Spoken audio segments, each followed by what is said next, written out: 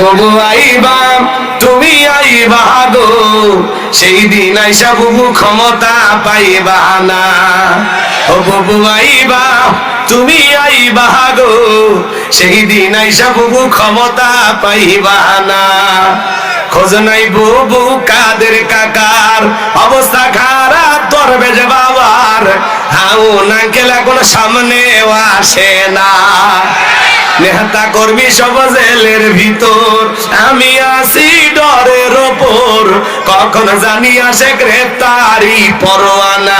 বুবু আইবা তুমি আইবা গো, সেই দিন আইসা বুবু চিয়ার পাইবা না। ক্ষমতার চেয়ার থেকে নামা সহজ, কিন্তু এই চেয়ারের ওটা খুব কঠিন। বসেন, সামনে যাই, খেলা হবে। চলে জবান ছেড়ে সবাই একটু মহাব্বতে আমার সঙ্গে তেলাওয়াত করুন। আউযু বিল্লাহি মিনাশ শাইতানির রাজিম, বিসমিল্লাহির রাহমানির রহিম। বিতাড়িত মুর্দা শয়তানের কাছ থেকে আল্লাহ পাকের কাছে আশ্রয় প্রার্থনা চাচ্ছি। পরম কোন মসিম দেন আল্লাহ তাআলার নামে শুরু করছি।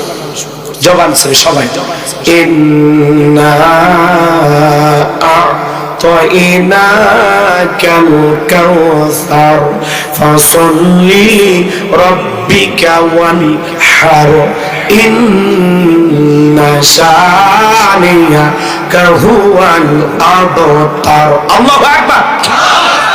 যে কোনো আয়াত বা সূরার তাফসীর করতে হলে কোন প্রেক্ষাপটে কোন সময় আল্লাহ তাআলা সেই আয়াতটি বা সূরাটি নাযিল করেছেন, সে নাযিলের প্রেক্ষাপট জানা দরকার আছে না? আরবিতে বলা হয় শানে নজুল। যদি শানে নজুল আলোচনা করা হয় তাহলে তাফসীর বুঝতে সহজ হয়। আল্লাহু আকবার বলেন।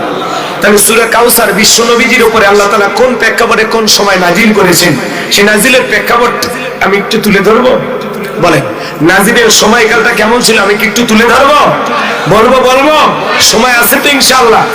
সম্মানিত ভাইয়েরা আমার, নবীজির প্রিয় সাহাবী হযরত আনাস রাদিয়াল্লাহু তাআলা বলেন, নবীজি কাবার হাতিমে হেলান দিয়া বসা, আমি তাকায় দেখি নবীজির মনটা ভীষণ খারাপ, মুখটা মলিন, চোখের কোণা দিয়া অশ্রু ঝরতেছে। হযরত আনাস রাদিয়াল্লাহু তাআলা বলেন, কিছুটা সময় অতিবাহিত হয়ে যাওয়ার পরে আমি তাকায় দেখি আমার নবীজি মুস্কি মুস্কি হাসতেছেন। বলুন সুবহানাল্লাহ। হযরত আনাস ডেকে বলেন, নবী গো, এই মাত্র দেখলাম মনটা খারাপ, মুখটা মলিন, চোখের কোণা দিয়ে অশ্রু ঝরতেছে, আবার কেনই বা মুস্কি মুস্কি হাসেন? আমার নবী কেন কাঁদেন, কেন হাসেন, এর পেছনে রহস্য আছে না নাই? নবীজির কান্না করার কারণ হলো নবীজির কলিজার টুকরা ছেলে সন্তানগুলো জন্ম নেয়, আর একে একে ছেলে সন্তানগুলো মারা যায়। আবুল কাসেম মারা যায়, আবু তাকের মারা যায়, ইব্রাহিম মারা যায়। বাবা হিসাবে নবীর মনেও কষ্ট লাগে কিনা? ছেলেগুলো জন্ম নেয় আর একে একে মারা যায়, একটা ছেলেও জীবিত থাকে না। নবীজির কাছের চাচা নাম হলো আবু লাহাব, ডেকে বলে, ভাতিজা, তোমার বংশে বাতি জ্বালানোর কেউ থাকলো না, তুমি একটা লেজ কাটা, তুমি একটা নির্বংশ। জোরে কন্যা নাউযুবিল্লাহ। একে তো সন্তান হারানোর ব্যথা, অন্যদিকে আপন মানুষদের সমালোচনা, নবীর মনের কষ্ট কমে না বাড়ে? আপনারাই বলুন বাজান, আল্লাহ না করুক, আল্লাহ না করুক, আপনার আমার সন্তান যদি মারা যায়, কাছের আত্মীয় স্বজনদের উচিত বিপদের দিনে সান্ত্বনার বাণী শোনানো। বাবা তুমি সবর করো, ধৈর্য ধারণ করো, জীবন মৃত্যুর মালিক আল্লাহ। আল্লাহ সন্তান দিয়ে আসছে, আল্লাহ সন্তান দিয়েছে, আল্লাহ নিয়েছে, মন খারাপ করো না। আল্লাহ যদি চায় বছর না ঘুরতে আবারও তোমাদের ঘর আলোকিত করে সন্তান দিতে পারেন তিনি কে? কাছের মানুষদের উচিত বিপদের দিনে সান্ত্বনার বাণী শোনানো, ধৈর্যের ওয়াজ করা। কিন্তু নবীর চাচা আবু লাহাব এতটাই খারাপ বাজার, আবু জেহেলের চাইতে আবু লাহাব বেশি খারাপ। আবু লাহাবের নামে আল্লাহ তাআলা সূরা দিয়েছেন, আবু জেহেলের নামে কোন সূরা দেয় নাই। কথা বলেন ঠিক কিনা? শুধু আবু লাহাব খারাপ না, আবু লাহাবের বউ খারাপ, বউ খারাপ। কথা কম? এটা সূরা লাহাবের তাফসীর করলে আপনারা বুঝতে পারতেন যে ওর বউ কি জিনিস, কিন্তু ওইদিকে আমরা যাব না। খালি শুনে রাখেন, আবু লাহাব খারাপ, আবু লাহাবের বউ খারাপ। কথা বল। ভালো করে বোঝার চেষ্টা করবেন। নবীজির একই তো সন্তান হারানোর ব্যথা, আবার আপন মানুষদের সমালোচনা, ভাতিজা তোমার বংশী বাতি জ্বালানো কেউ থাকলো না, তুমি একটা লেজ কাটা, তুমি একটা নির্বংশ, তুমি একটা হাত খুঁড়ে। যদিও রসুলের 4 কন্যা সন্তান জীবিত ছিল, কিন্তু ছেলেগুলো জন্ম নেয় আর একে একে মারা যায়। নবীজির ছেলে সন্তানগুলো কেন শিশুকালে মারা গেল? অনেক পয়গম্বরের সন্তান জীবিত ছিল প্রাপ্ত বয়স পর্যন্ত, যৌবন পর্যন্ত, কিন্তু নবীজির একটা ছেলে কেন জীবিত থাকলো না? আল্লাহ তাআলা কেন তাদেরকে শিশুকালে উঠিয়ে নিলেন? এর পিছনে কারণ আছে না নাই? নবীজির ছেলে সন্তানগুলো শিশুকালে বিদায় নেওয়ার পিছনে কারণ আছে 3টি। জোরে বলেন কয়টি? নবীর উম্মত হিসেবে কারা কারা জানতে চান কি সেই 3টি কারণ? 2 হাত তুলে দেখান। লিল্লাহি তাকবীর। নবীজির ছেলে সন্তানগুলো কেন আল্লাহ তাআলা উঠিয়ে নিলেন শিশুকালে? এর পিছনে কি সেই 3টি কারণ, কি সেই রহস্য? যদি আমি বলতে চাই তাহলে 3 নম্বর আয়াতের আলোচনা করা লাগবে। আমি কি 1 নম্বর আয়াত বাদ দিয়ে 3 নম্বরে যাব, নাকি প্রথম থেকে শুরু করা যায়? তার মানে ধৈর্য আছে তো ইনশাআল্লাহ? নবীর উম্মত হিসেবে জানার দরকার নাই নবীজির ছেলেগুলো আল্লাহ তাআলা দুনিয়ার জন্য কেন রাখলো না? অবশ্যই আমি বলবো ইনশাআল্লাহ, যদি আপনাদের সময় এবং ধৈর্য থাকে। সম্মানিত ভাইয়েরা আমার, গভীর মনোযোগ দিয়ে শুনবেন। একে তো সন্তান হারানোর ব্যথা, আপন মানুষদের সমালোচনা, অন্যদিকে সাহাবায়ে কেরাম যারা ইসলাম ধর্ম গ্রহণ করে, কাফির বেঈমানরা তাদের উপর নির্যাতন, জুলুমের স্টিমরোলার চালায়। হযরত বেলাল তখনও কালেমা পড়ে মুসলমান হন নাই। নবীজি রাতের বেলায় দারুল আরকামে বসা, হযরত বেলাল বিশ্ব নবীর দরবারে উপস্থিত হয়ে গেলেন। নবীজির চেহারার দিকে তাকাইয়া ডেকে বলেন, নবী গো, আপনার চাইতে সুন্দর মানুষ আমি জীবনে কোনোদিন দেখি নাই। বলুন সুবহানাল্লাহ।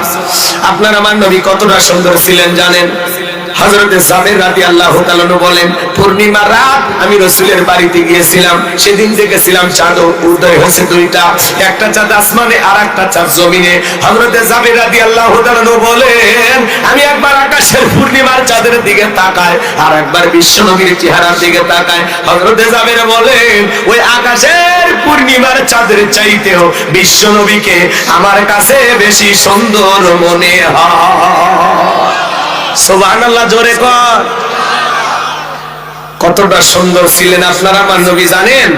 আম্মা জান আয়েশা ডেকে বলেন, যারা ইউসুফ নবীর চেহারার দিকে তাকাইয়া মিশরের নারীরা ফল কাটতে গিয়ে আঙ্গুল কেটে ফেলে দিয়েছিল, ওরা যদি আমার বিশ্ব নবীর চেহারার দিকে তাকাইতো, শুধুমাত্র আঙ্গুল নয়, আঙ্গুল কাটতে কাটতে, হাত কাটতে কাটতে কখন যে নিজের কলিজা কেটে দুফাক করে দিত, মুহূর্তের জন্য টের পাইতো না।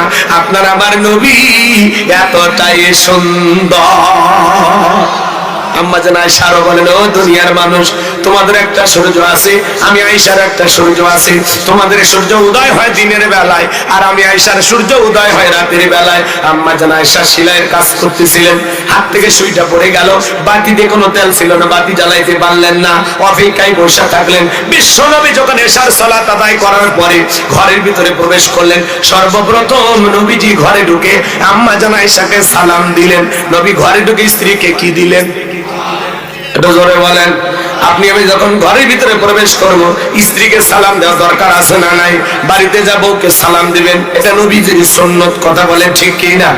এদিকে খেয়াল করেন, বাড়িতে যাব, ওকে সালাম দিবেন, আসসালামু আলাইকুম রহিমা, কেমন আছো সোনা? ঘর দরজাটা খোলো না, আমি তোমার লিটনের বাপ, তোমার দিওয়ানা। বউ খুশি হয়ে দরজা খুলে দেবে। কথা বলেন ঠিক কি না? কিন্তু আমাদের ব্যবহার এত মিষ্টি না। ঘরে দরজা সে চিৎকার মেরে ডাক দেয়, এ রুবেলের মামি, দরজা খোল। বেশি দেরি হলে দরজা ভেঙে ফেলে দিয়ে তোর পিঠের ওপর আজ কি যে হবি রে। ভিতর থেকে বউ বলে, এটা স্বামী না সেকেন্ড আজরাইল।